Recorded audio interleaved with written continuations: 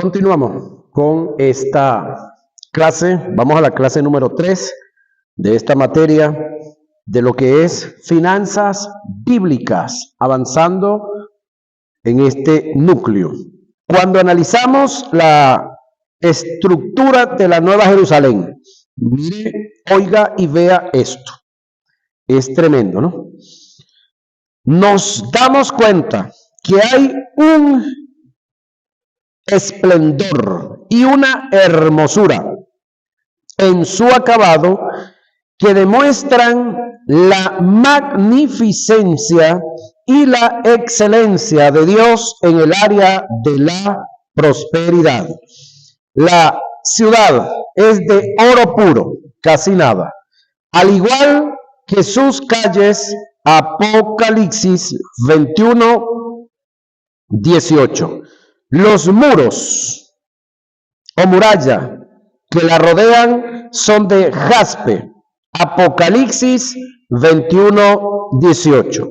Los cimientos, las bases de los muros están adornados con 12 piedras preciosas: jaspe, zafiro, agasta, esmeralda, onice, cornelina, rubí, crisolito, berilo, topacio, crisoprasa, jacinto, amastita.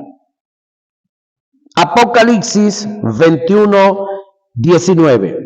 Las puertas son unas perlas completas. Apocalipsis 21:21. Igualmente, cuando analizamos el acabado de los utensilios del tabernáculo, eran de gran prestigio y hermosura. El candelabro era de oro puro. Éxodo 25:31 y 40. La mesa de los panes de la proposición era cubierta de oro. Éxodo 25:23 y 30. El altar del incienso era cubierto de oro. Éxodo 30:1 al 10. El incensario era de oro puro. Segunda de Crónica 4:22. El propiciatorio era una lámina o plancha de oro sólido por igual.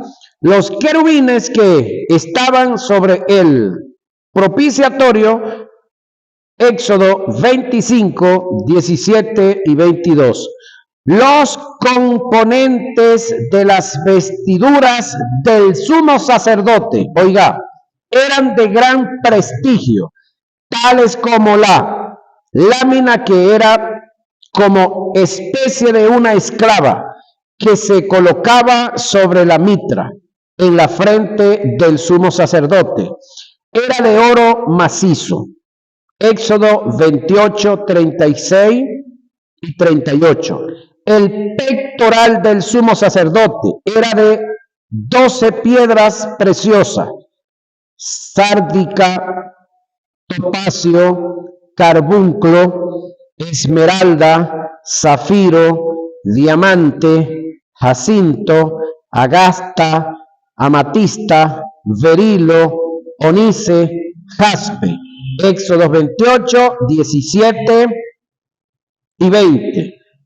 Para complementar el acabado de todas estas piedras, eran montadas en engastes de oro. Éxodo 28:20. El mismo caso de excelencia se dio en la creación de Luzbel.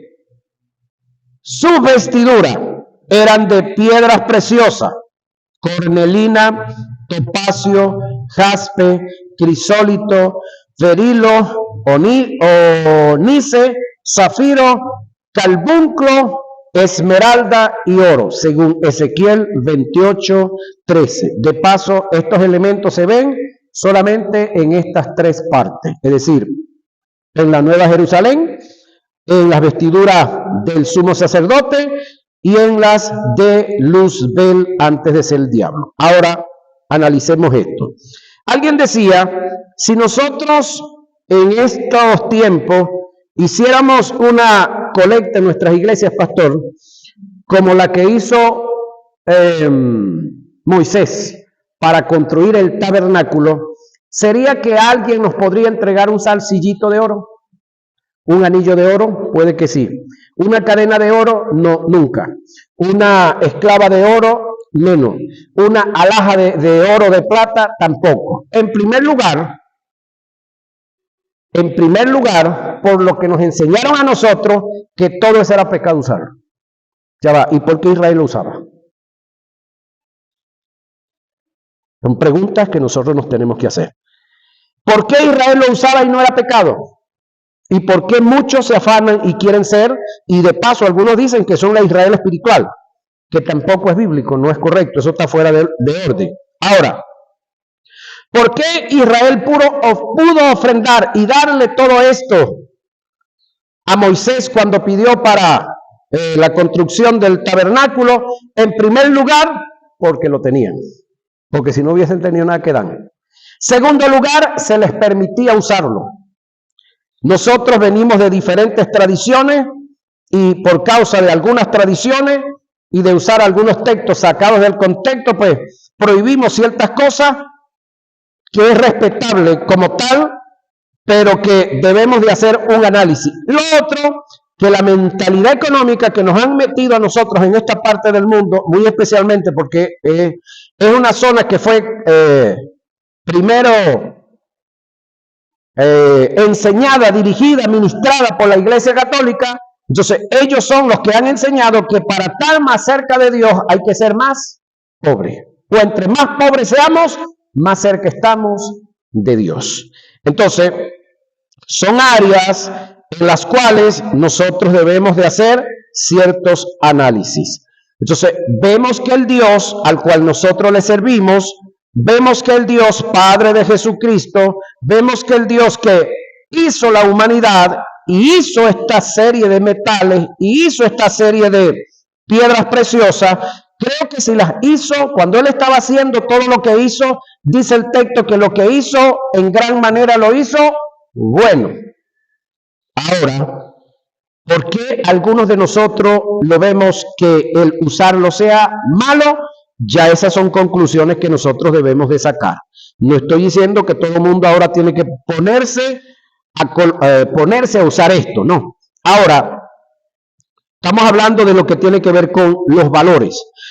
¿Qué me dice o qué me hace pensar que el deseo de Dios es que vivamos arruinados, pobres y en miseria, mientras que Él, Dios, está rodeado, oiga, de excelencia, magnificencia, glamour, belleza y estética? Si este fuera el pensamiento y el deseo de Dios para sus hijos, es decir, el que estemos pobres, el que estemos arruinados, el que estemos alcanzados, el que seamos pobres, tendríamos el Dios y el Padre más miserable del mundo, sobre todo egoísta, que teniendo todo quiere que sus hijos vivan en la miseria. En una ocasión Dios me dijo, José, el escritor del material, cuando compres algo para ti, compra lo mejor por dos cosas. Primero, para que cuando la gente te vea lo que tienes puesto, me glorifique a mí. Y segundo, para cuando yo te pida lo que tienes, tengas lo mejor para darlo. Es decir, el objetivo de Dios con este individuo cuando le dice que comprara lo mejor, uno, para que él pudiera lucir y vestir y calzar y mostrar lo mejor que él podía alcanzar, y para cuando Dios le dijera, mira, regálale esos zapatos a Junior Quintero, tuvieras para regalarle unos buenos zapatos y no unos piches zapatos, porque eso es lo que compraste, porque eso es lo que tiene. Ahora, entendemos que la prosperidad de Dios en el aspecto financiero no viene de la noche a la mañana. Ese es otro detalle. Aunque Dios no tiene problemas con cambiar tu economía de un día para otro, pero en la mayoría de los casos, para que esto suceda, hay ciertos principios que debemos conocer para luego aplicar y poder así entrar en el área de la prosperidad financiera. Pero esto no niega el deseo que Dios tiene de que todos sus hijos seamos prosperados. Ahora quiero aclarar dos cosas que no están en la guía, creo. El dinero no es malo cuando Dios lo da. Es malo cuando tú y yo andamos buscando el dinero. La fama no es mala cuando Dios la da. La fama es mala cuando yo me proyecto en buscar fama. Ahora, cuando Dios la da, ya es otra cosa. Que yo me dedique a hacer lo que Él me llamó a hacer y que Él se encargue de hacer lo demás, eso es el deber ser de cada quien. Es decir, yo en lo mío y Dios hacer lo de Él. Jesús dijo: los pobres siempre los tendréis con vosotros. Mateo 26:11 y Marcos 14:7 y Juan 12:8. Esta es una verdad que nunca podemos negar, pero con esto Jesús no quiso decir que siempre tendrías una iglesia pobre. Lo que quiso expresar fue: siempre habrán personas que llegan a la iglesia en un estado de pobreza, pero al conocer, oiga, el plan financiero de Dios para sus vidas y caminar en sus principios, van a salir del estado de pobreza. Ahora pregunto yo, cuando ustedes llegaron al Evangelio, ¿ustedes tenían tanto conocimiento del Evangelio como lo tienen ahorita? ¿Cómo llegaron? Pobres, sin conocimiento. ¿Ahora cómo van? Ahora, ¿eso no se puede aplicar para las otras áreas de la vida? Así como ahora estamos enriquecidos en conocimiento y como ahora reconocemos y sabemos el nivel espiritual en el que estamos, que no lo sabíamos tampoco, aunque estábamos desde el día que recibimos a Jesús, ¿qué teníamos? Vida eterna, ¿qué teníamos? Prosperidad espiritual total, estábamos listos ya para ser arrebatados al tercer cielo, pero no lo sabíamos. Pensábamos que había que estarse preparando, pensábamos que había que ayunar, orar, vigilar y hacer muchas cosas para poder estar listos para ser arrebatados. Eso no lo sabíamos. Pero ahora ya lo sabemos. Entonces, ¿estamos enriquecidos o no estamos enriquecidos en esa área? Sí, lo estamos, pero no lo sabíamos. Ahora, vivir en pobreza o en miseria como creyente no nos hace unos malditos. Oiga esta otra. Pero es indicativo de que estamos caminando en terreno de maldición. Es paradójico e inaceptable que siendo libres de la maldición, habiendo sido bendecidos con toda bendición espiritual, estemos caminando en terreno de maldición. Gálatas 3:13, Efesios 1:3. Dios no está radicalmente en contra de que vivas en un rancho, pero sí está en contra de que pases 20 años y todavía estés en el mismo rancho. Dios no está en contra de que seas pobre por causa de venir de una familia pobre. Lo que Él no acepta es que pases toda una vida pobre por haberte resignado a la pobreza. Creo y lo escribo por experiencia que un creyente por diversas razones puede pasar por escasez que es muy diferente y no tiene nada que ver con la pobreza o la miseria, la cual es una maldición. Deuteronomio 28:15 y 21. Pero dicha escasez no debe ser un estado que lo condena para toda la vida, porque recursos tenemos en Dios para prosperar. En Filipenses 4:10 y 13, Pablo dijo que sabía vivir en abundancia como sabía vivir en escasez, pero radicalmente debemos entender por todos los medios que el deseo de Dios para nosotros es que salgamos de la pobreza y vivamos en abundancia, señoras y señores. Las Escrituras nos dan testimonio de que en Dios no hay escasez. De Él procede la abundancia, aunque por diversas razones pasemos por escasez. En la primera carta que Pablo escribe a Timoteo, capítulo 6, versos 17, dice: a los ricos de este siglo manda que no sean altivos, ni pongan las esperanzas en las riquezas, las cuales son inciertas, sino en Dios, sino en el Dios vivo, que nos da todas las cosas, oiga, en abundancia, para que las disfrutemos. Según el proverbista, Dios promete llenar tus graneros con abundancia y tus lagares rebosarlos de mosto. Proverbios 3, 9 y 10. Dios promete derramar bendición, oiga, hasta que sobreabunde. Malaquías 3:10. Pero ¿cuándo y cómo es que va a ser eso?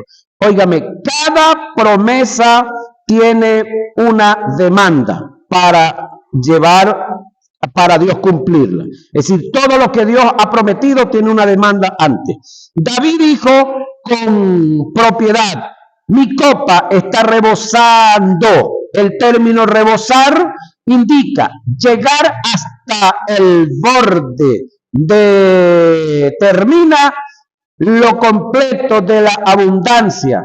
Salmo 23:5. Otro caso que demuestra la abundancia de Dios es el acontecimiento de la gran pesca. Cuando lo analizamos detalladamente, podemos notar factores que determinan la abundancia de Dios. Lucas 5, 4 y 7, Juan 21, 14 y 6. El término gran que aparece en el pasaje para hacer referencia a la cantidad de peces gramaticalmente no solo es aplicable a dicha cantidad, sino al volumen o tamaño del pez. Es decir, el texto en su original lo que expresa es: y encerraron una cantidad inmensa de peces grandes. Era tanta la cantidad y el volumen de los peces que las redes se rompían. Era tanta la cantidad de peces que llamaron a ambas barcas y de paso se hundían. Era tanta la cantidad y el volumen de los peces que se obtuvo en la pesca, que un hombre como Pedro, especialista en el oficio, se quedó anonadado al ver los resultados. Esto lo sabemos cuando analizamos etimológicamente el término que se utilizó para hacer referencia al temor que Pedro sintió, que fue tambos, que indica asombro, conmoción, maravillarse, admirarse, fascinarse. Nunca se utilizó fobia, que significa temor o espanto. Según algunos comentaristas y exégetas bíblicos, tomando como base el término tambos, aseguran que Pedro nunca había presenciado en el ejercicio de la pescadería una pesca tan abundante en cantidad como en volumen. De allí la razón de su asombro. En todo esto podemos ver la abundancia de Dios. Tenemos otro ejemplo de la abundancia de Dios en la multiplicación de los panes y los peces. Mateo 15, 36 y 38, Juan 6, 1 al 13. Tomemos en cuenta factores que determinan la abundancia de Dios en este milagro. Comieron aproximadamente 20,000 personas, tomando en cuenta que habían 5,000 hombres sin contar las mujeres y los niños. Mateo 15:38 y Juan 6:10. Comieron hasta saciarse. El término saciar del griego es empimplemi, que significa llenar del todo, colmar, satisfacer hasta lo sumo. Recogieron de lo que sobró hasta 12 y 7 canastas, y de paso llena. Mateo 15:37 y Juan 6:13. El término sobrar no es la traducción correcta del texto original, ya que el término que se utilizó en el griego fue periseu, el cual es aplicable a la abundancia. Se usa para demarcar el exceso de una cierta cantidad. Se refiere a los fragmentos que quedaron después de alimentar a la multitud. El texto lo reza como sigue: y comieron todo, y se saciaron, y recogieron de lo que abundó, de los pedazos, 12 cestas llenas. Mateo 14:20 y 15:37. El término cestas del griego es purim, que tiene que ver con una canasta de caña trenzada de gran tamaño, lo suficiente grande para contener a un hombre. Mateo 15:37 y Hechos 9:25. Según el tamaño de las canastas, fue mucho lo que se recogió de lo que abundó. Después de haber comido hasta saciarse. Esto determina la abundancia de Dios. Para concluir el tópico de la abundancia, debemos aclarar que hay 5 etapas financieras. Oiga, aquí va a anotar las etapas que le dije. Hay 5 etapas financieras que por distintas razones el ser humano atraviesa. Estas son pobreza, escasez, solvencia, abundancia y sobreabundancia. Y dijo un amigo mío que usted no debe de hablar de los pobres porque puede que usted venga de allá. Que no debe de hablar de los que están en escasez porque pueda que usted haya pasado por allá o esté pasando por allá. Que no debe de hablar mal de tampoco los que están en solvencia porque puede que ese sea el estado en el que usted se encuentre. Y tampoco hable mal de los ricos porque puede que usted vaya para allá.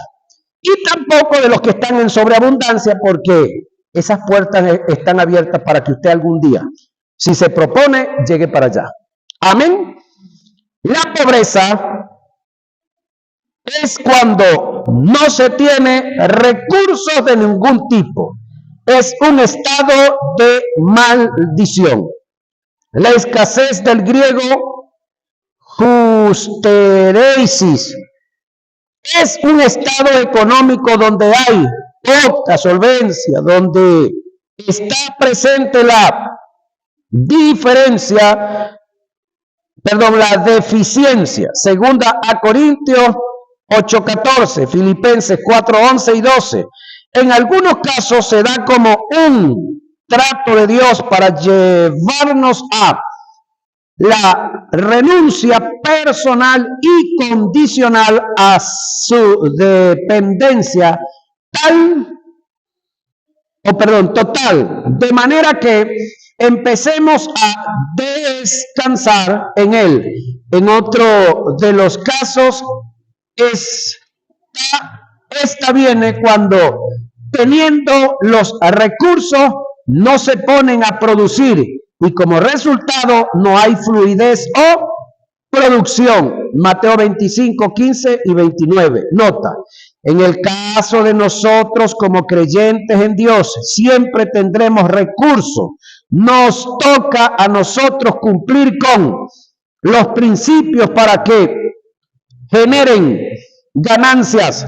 Segunda a Corintios 8:14 y Filipenses 4:11.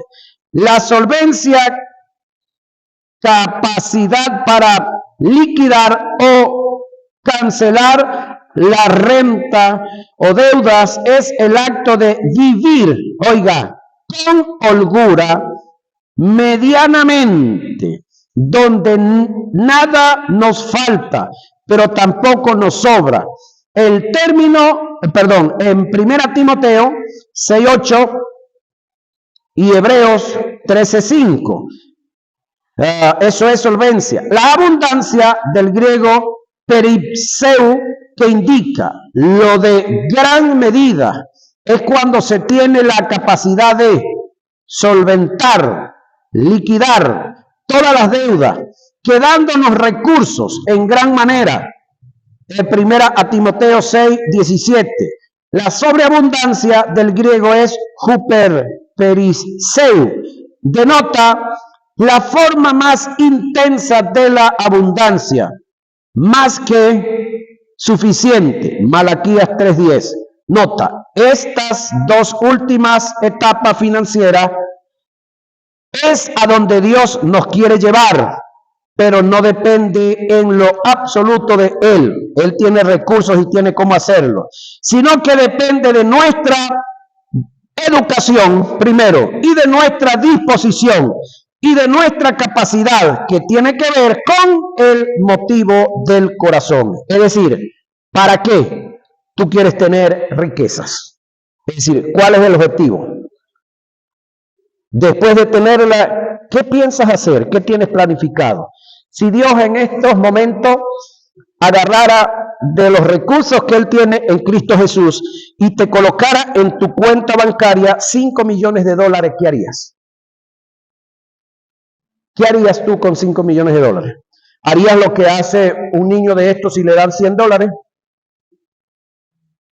Chuchería, galletas, todo lo que tiene que ver hasta que se acaben los $100. Porque ellos no tienen capacidad de ahorro, ellos no tienen mentalidad de guardar, ellos no tienen mentalidad de un mañana. Ellos lo que quieren es mostrar que tienen y que quieren comprar, y tienen con qué comprar. Entonces muchos de nosotros, por falta de madurar, por falta de proyectarnos, por falta de no tener planes, por falta de no tener un programa sobre nosotros, Dios no ha colocado lo que tiene y lo que puede en las manos de muchos de nosotros. Ahora, ya sabemos que nosotros como individuos tenemos 5 estados financieros. Pobreza, por ahí puede que pasamos. Escasez, hemos pasado muchas veces. Solvencia, yo me considero en esta tercera. Solvencia.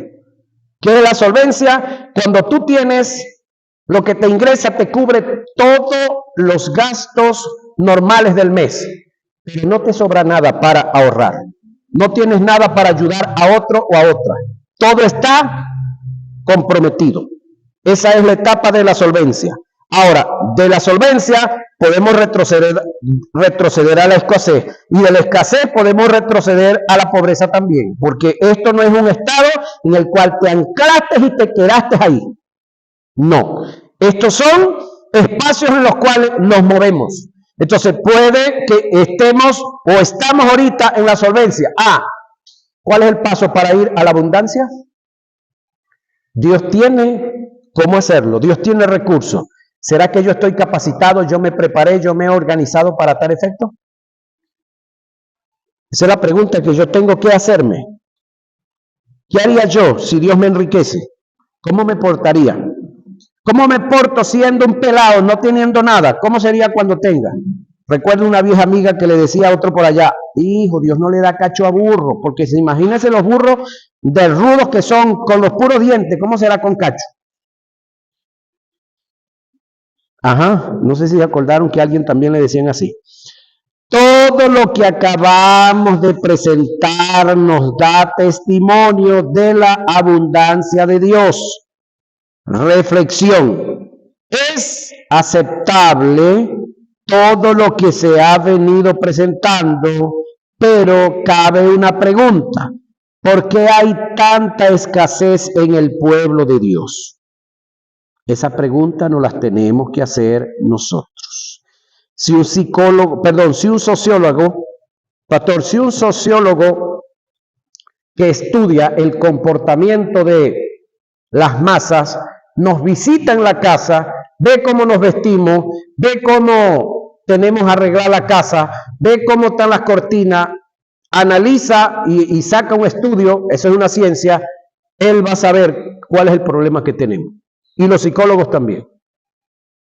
Ahora, ¿por qué nosotros hemos pasado toda la vida en X condición? ¿Hemos cometido errores? Sí. Pero ¿qué debemos de hacer? ¿Seguir cometiendo los errores?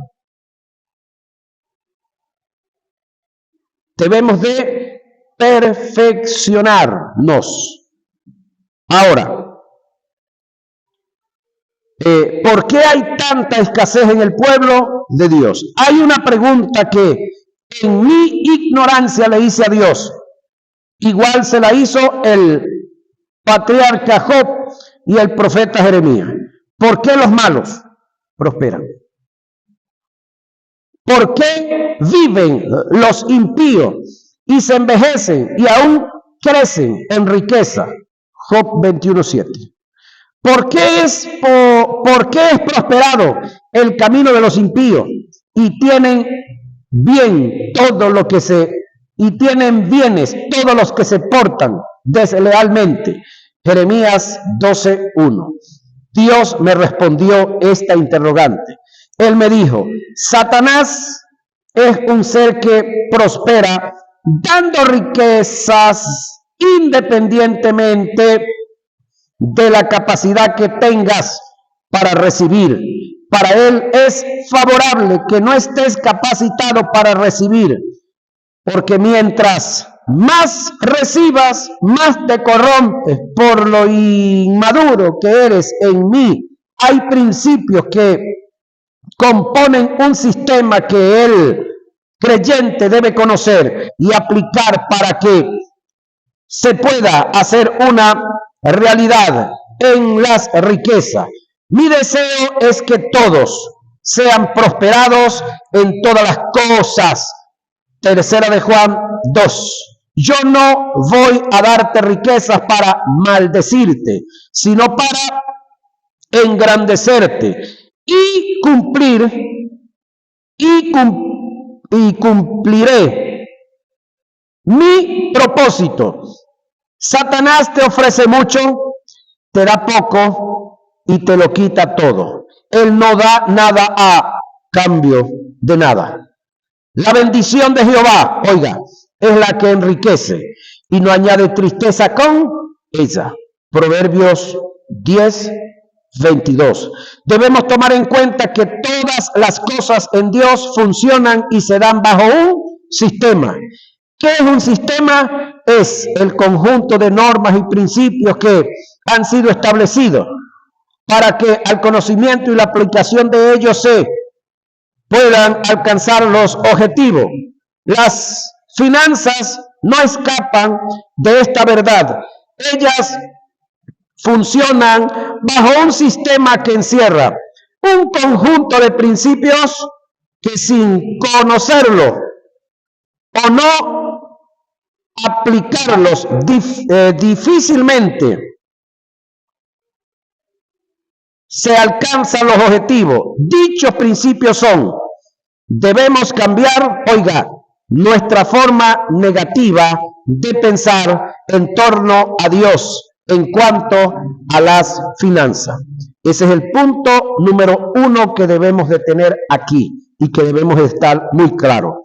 Debemos cambiar nuestra forma negativa de pensar en torno a Dios en cuanto a las riquezas. Es decir, debemos de sacar el catolicismo romano que tenemos en la cabeza, que entre más pobre, que entre más miserable, que entre más escasos de dinero, más cerquita estamos de Dios, porque más tenemos para orarle. El dinero nos entretiene, el dinero nos hace perdernos. Hay gente por ahí que todavía tiene la mentalidad que el dinero echa a perder la gente. No, ni el dinero ni los cargos echan a perder la gente. La gente está echada a perder y necesita dinero para mostrar lo echado a perder que están. La gente necesita un cargo para desde ese cargo entonces patear y pisotear a otro y mostrar lo mal que andaban. No es el dinero ni son los cargos. Es el individuo que anda en esas condiciones. Proverbios 21:5 dice, los pensamientos del diligente, oiga, ciertamente tienen a la abundancia. Arturo Uslar Pietri dijo, un venezolano que ya falleció, la verdadera pobreza del hombre no consiste en los bienes que no tiene, sino en el estado de mente en la que se encuentra.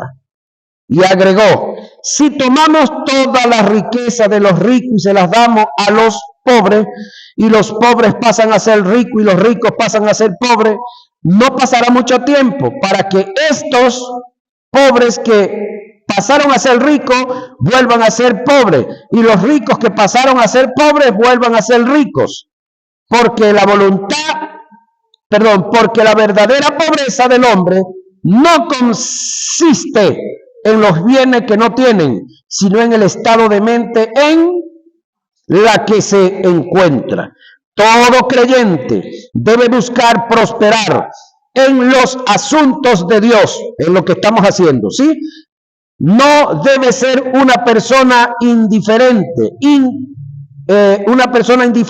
conformista, ni pesimista, que piense en forma negativa. En el creyente que es optimista no se le oye confesiones tales como, yo siempre fui así, no voy a cambiar, creo que es muy tarde para progresar, estoy satisfecho, como soy, estoy